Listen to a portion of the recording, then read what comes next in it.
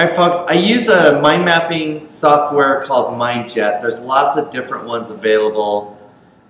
This one is actually my favorite, and I want to show you how to do it, how I use it. So for me, this is what it looks like, and the first thing I'll do is I'll come in here and I'll change the topic, and I'll usually do something like this. I'll do Abe's. Now, I know this isn't great NLP, but I do Abe's Crazy Week. And then I put a date on it, so let's say today is the day I'm doing it, so it's yesterday actually is the day I want to use, so it was the 11th yesterday. So I do it like that, just like that. Now, you know, I've got any of the usual editing tools that anyone would use. So like if I want to change the background, and I'm just geek enough that I click here and choose something else. Anyway, you get the idea. Okay, so the critical part of this is the quick entry feature, and this means that as fast as I can, I'm just coming up with, the idea is to get out of my head all of the crap that's in there. And so I'm going to start, and I'm going to say, all right, so coaching clients. And I'm going to do, let's see, house items, because we're working on our house. And then I might say, I might have something like team members. Anyway, and as soon as I start to click, don't worry about collecting everything. As soon as I start to click these, I start to put these in, I literally just start to click them and drag them over. Now I may say, oh yeah, I need to do something financial. So I want to set up my, an LLC. Oops.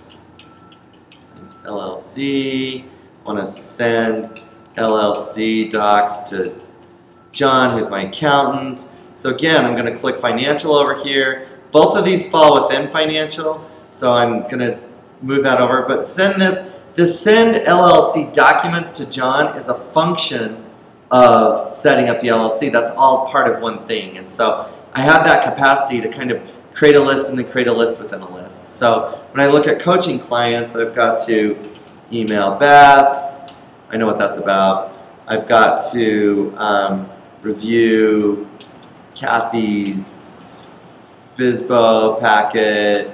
I've got to send Kimber a MindJet vid.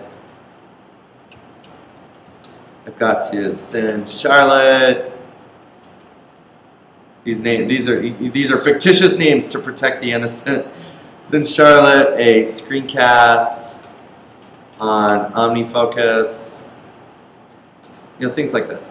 So all of those things have to do with coaching clients. So if I click the top one and I hit shift and click the bottom, I choose them all, and I'm going to bring them over to coaching clients. Now I've got other things I need to do too, like for example, I need to send Tony notes from this week's calls. Now notice that this doesn't really fit with my coaching clients. Tony's my partner, and so so now I can see I need to add a new category. So I'm gonna create a category called Maps Coaching. See, this is an evolutionary process. It's allowing me to work things out in my head and order them as I go. So I'm gonna take coaching clients, I'm gonna click that, and I'm gonna drag it in to Maps Coaching. And as you can see, now all of those things I came up with fall into Maps Coaching, and I can keep order to the things I got to do. Now I do some housekeeping stuff, like I want to make that smaller, and I like everything to be a little bigger, so I'm going to block everything, although 14 is chosen. There you go. Move it up to 14. And the other thing I'm going to do, and don't get too hung up on this, this is just I would say I'm OCD, but the truth is I'm not, but I like to claim to be on occasion. So I'm going to hit black, and I'm going to do like that. And so as you can see, I start to create the categories. Now look at team members. On my team members, I'm going to add things like have Jake review budget forecast for 2014 or for 2015 Q1, and I'm going to have Richie submit project detail. Or don't worry about these. These are things in various businesses that I own, so Project 67. And so I'm coming up with these things that I need to talk to these guys about, and I'm just dragging them into place. That's the idea. on the house, I'm going to have Taylor remove concrete door. I had a door cut out in my foundation. Got a kid I'm hiring to come and do this. So I've got all these things. Now you can see, I mean, this is super simple, and when I make this for myself, and maybe I'll include one here, when I make this for myself, I make it a little more complicated. Now, or I make it a little more in-depth. Now, if I click on this flag right here, it gives me some options. See those options? So now, if I'm in a work session, I can look at this and say, all right, what's the most critical?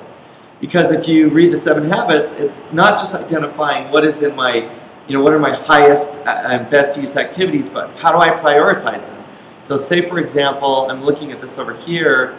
Well, those coaching client communications are my first priority. I want to do those first.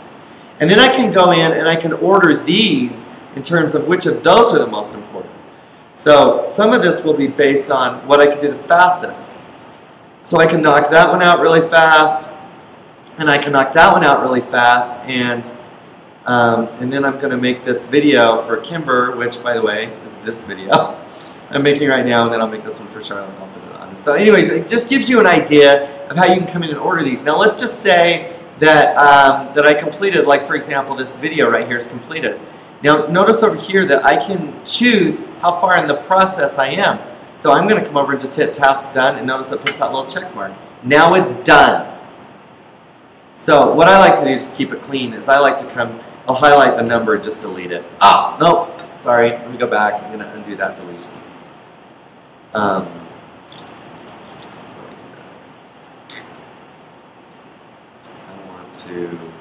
want to remove that marker. There you go. Now I still have a record of what I've accomplished, but it's checked that it's done. So I do this all the time.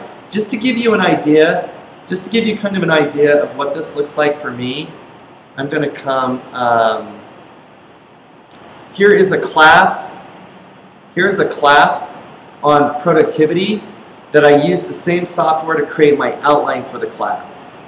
And so you can see, I built this the exact same way. I opened up my software, I created a title right here in the middle, I created my subtitles that I wanted to start working on, and I just started adding the content. Now, sometimes as you get going, you feel like, oh, I need a break, and you'll step away from it. And I think you'll be surprised at how frequently, you only need to be away for a couple minutes, and then you start to remember stuff, and as soon as you do, you add it in.